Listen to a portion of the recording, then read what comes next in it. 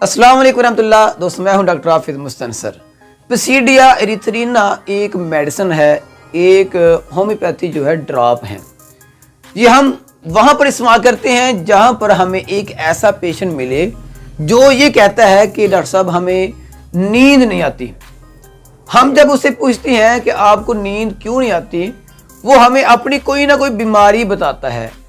मुझे फलां तकलीफ है, उस तकलीफ की वजह से मैं सो नहीं पाता। दांत का मसला है, खांसी है, या मुझे दमा का मसला है। यानी कोई भी अगर बीमारी हो और उस बीमारी की वजह से पेशेंट तकलीफ में है और उस वजह से वो नींद पूरी ना कर पाए, उसे नींद ना आती हो, तो वहां पर हम क्या करते हैं, वहां पर हम पसीडिया एरिथ्रीना एक मेडिसिन है उसका इस्तेमाल करते हैं। ये होम्यो ड्रॉप होते हैं।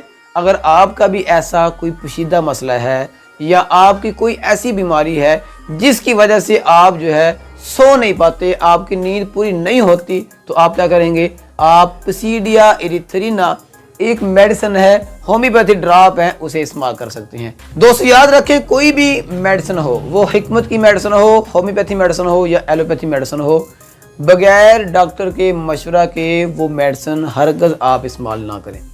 आज की ये जो मेडिसिन है ये आपको सुला देती है, आपकी जो नींद है वो पूरी कर देती है, लेकिन अगर आप अपनी मर्जी से इस्तेमाल करेंगे तो इसका नुकसान भी हो सकता है।